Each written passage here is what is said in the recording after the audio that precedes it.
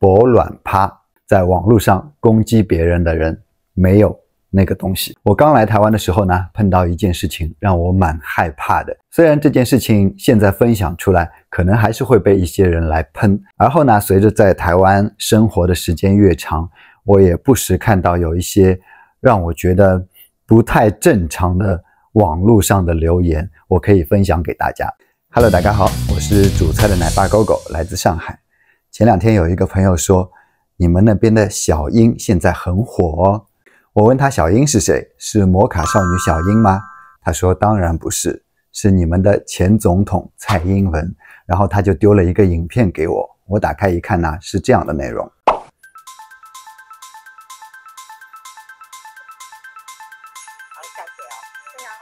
这间店是我们关西里非常有名的面包店，快要10年了。是很好吃的面包吗？面包 ，Christmas 才吃的面包吗？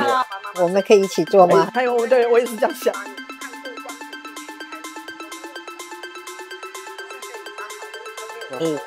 这个还是要功夫的呢。然后哦，这个很有营养哎。对啊，而且这个好了之后，我们就会把它放在就是屁股台上面。屁股朝上，我帮你拿好。谢谢。屁股朝上，屁股再拿出来，在这里，这是你做的，屁股朝上。你觉得他做的 OK 吗？可以吗？毕竟是教授。这样可以吗？好来，我帮你传过去。我可以下。好，没关系，屁股朝上。然后就可以进入烤箱了。哦，好大的烤箱哦。对啊。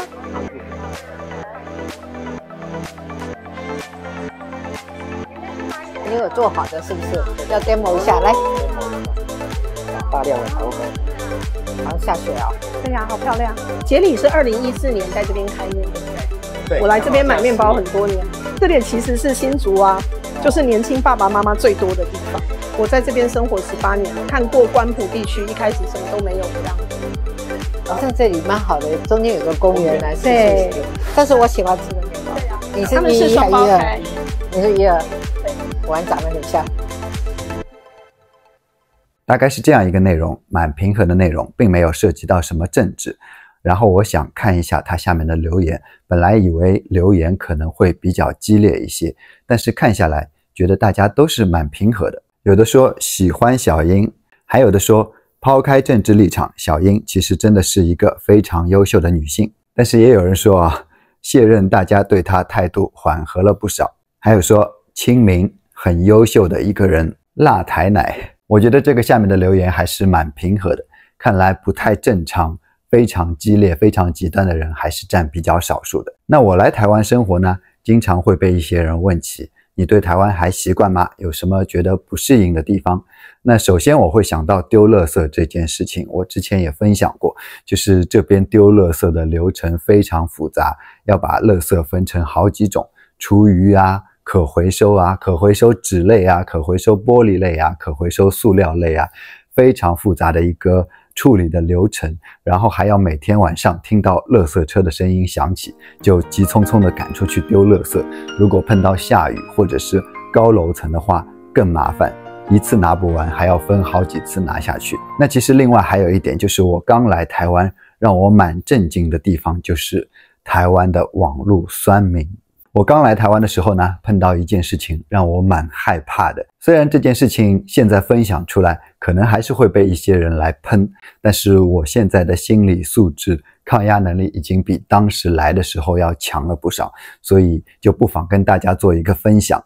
那我们家门口那个信箱当时是要换锁，是结构非常简单的一种信箱，也就是它里面是一个铁片，这样子转下来就是扣住，抬起来就是可以打开信箱的门。我当时就联系了附近锁行的一个老板来帮我上门换锁，然后他来了之后呢，也没有问我，自己看了一下就动手帮我把锁换掉了。换完之后问我收了700块新台币，因为我刚来，对于台湾的物价，对于台湾的人工并不是很了解，我觉得700块真的好贵啊。那然后他来之后帮我换好，直接问我收700块，我觉得有2个不太合理的地方，一个是他事先没有问过我是否要换，另外一个是他也没有提前告诉我这样换一换要多少钱，所以他就直接帮我换好之后问我收了钱。而后呢，我把这件事情 po 上网之后，遭到了口诛笔伐，有很多人说这是一个有技术含量的工作，老板学习这些技术也要成本，所以收这个价钱非常合理。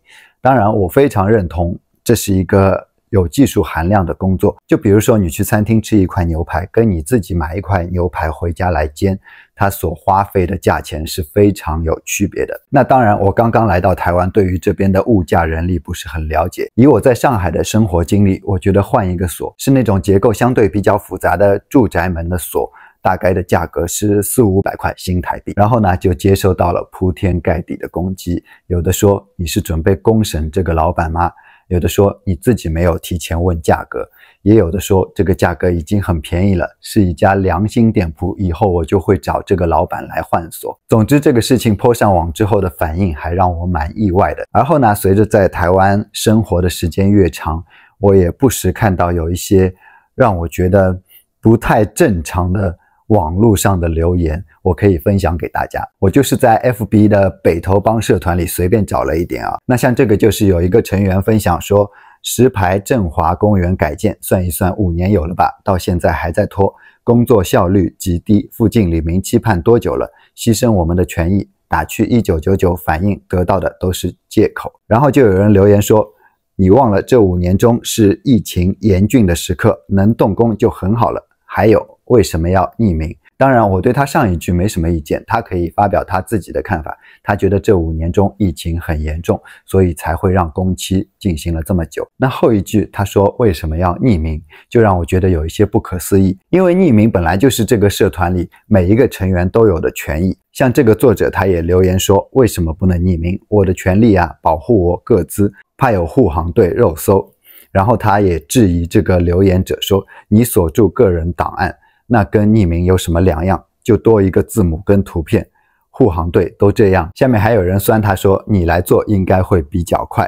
那作者就回他说，我只知道东南亚效率都比较快。还有另一位成员分享说，有一台机车一直停靠在一家商铺的门口，而且是非常不礼貌的堵在门口式的停放，也没有靠边。那后面又有人质疑说，有勇气一点，实名贴文。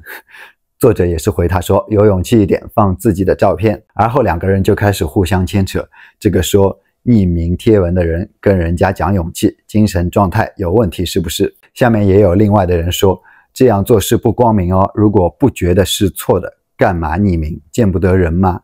那作者就回复，匿不匿名到底关你屁事，还是就是你停的？有说要检举的，干嘛匿名？是被鬼打到。我不知道为什么非常多的人会质疑po文的贴主匿名这件事情。我觉得匿名是一件很正常的事情，他可以选择不匿名，也可以选择匿名，因为很多人怕自己的个资会泄露啊，这些因素，或者是被人家报复。但我觉得，我个人认为，这个po主他其实是在做一件有利于社会良性发展的好事情，他把一些不良的行为、不良的举动po出来，提醒更多人下次不要做这样一些不好的事情。他当然也会害怕被人报复，但相比较质疑他的那些人，他已经是很有勇气把自己看到社会上一些不好的现象po出来，给大家吸取教训了。所以我真的很不能理解网络上的这样一些酸民，网络上这样一些激进的暴民，他们的思路是怎么样的。当然在中国的网络上也不乏这样一些不理智的人，就像前2天我看到有一个博主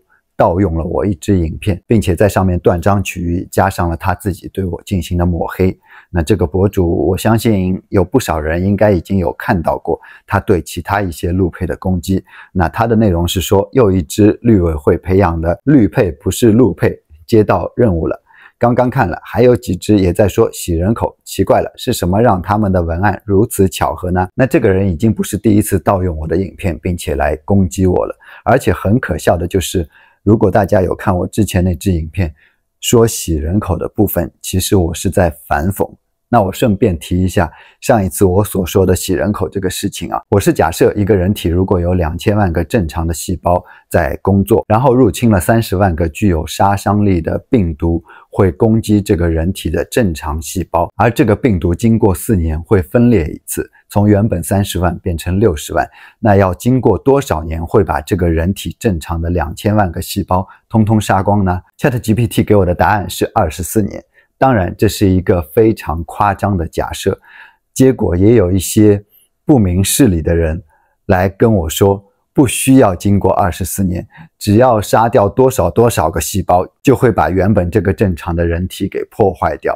我真的也很难理解这些人的思路是怎么想的，因为我这个假设其实就是影射另一件事情，也就是很多人说陆配会洗人口。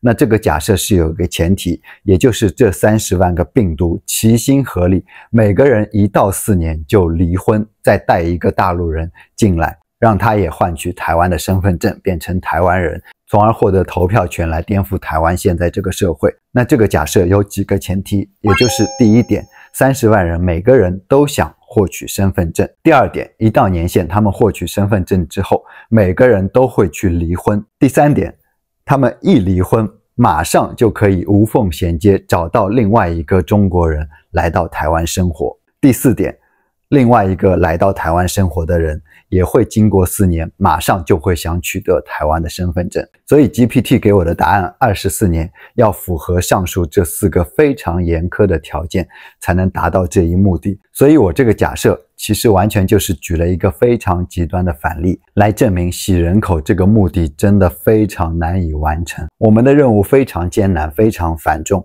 简直是一个正常生活、普普通通生活在台湾的普通人难以承受的重量。好了，话题回到刚刚那个任意盗用别人影片还进行无端抹黑、进行断章取义的无良博主啊。这个博主呢，其实我有搜到一篇关于他自己的新闻，当然我也就转载过来，我不发表任何个人意见，只是分享我所看到的。这个是小凡好社家暴版，他以为屏蔽我了，别人就不知了，但我还是要说，拥有100万粉丝的小凡好社杨凡因家暴导致第一任妻子胡红离异，后经过杨凡苦苦哀求而复婚，后胡红受不了杨凡再次家暴而又离婚。此家暴事件曾经闹到过派出所，有记录。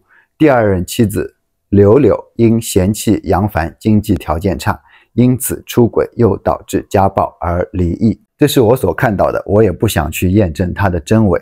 当然，我非常欢迎我这支影片的内容被这个小凡好社继续盗用到他的微博上，甚至他可以断章取义，但是不妨碍有一些人也会进入到我的原视频来看我的完整内容。虽然这个数量可能少得可怜，他的大部分受众都是非常无脑的，他所说什么那些人就会听什么。就像我所摘取的这样一些无脑留言啊，有人说绿配蛙跟蛙一样的坏，比蛙更坏。我其实很不懂他的意思，什么叫绿配蛙跟蛙一样？到底什么蛙什么蛙？蛙蛙蛙。然后有人说这个男的是上海人，我在油管看到过他的视频，在 B 站也有他的号，我还骂过他。那这就是少部分会看我完整影片的人，当然我不知道他有没有看完整，但是至少有人会点进我的影片，也就是有概率会看到小凡到底是一个怎样的人。还有人说这个男陆配吗？说话和太监一个口吻，让大家看看他们都是什么货色，因为他上次说他找不到工作，有人在评论区留言，应该先去工作啊，可能工资低，说明还是有不少人会进我的频道来看我完整的影片啊。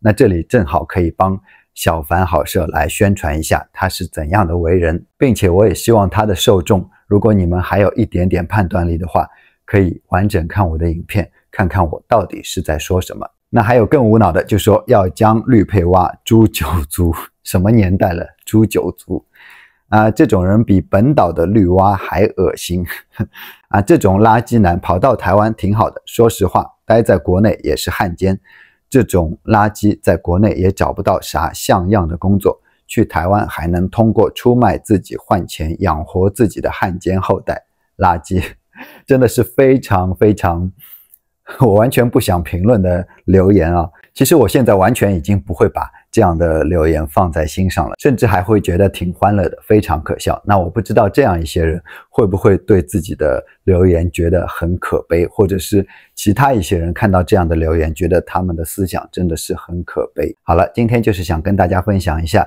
两岸都存在的那样一小部分比较无脑、比较极端的网络暴民、网络酸民。这件事情其实我也有跟现实中的台湾人分享过。那个台湾人是怎么告诉我的呢？好像是说博卵趴，我有些忘记了那个台语正确的发音。总之，他的意思就是说，在网络上攻击别人的人没有那个东西。对，我不知道各位观众看完之后会有什么感受，可以尽情留言告诉我。那我们就下期再见，大家再会。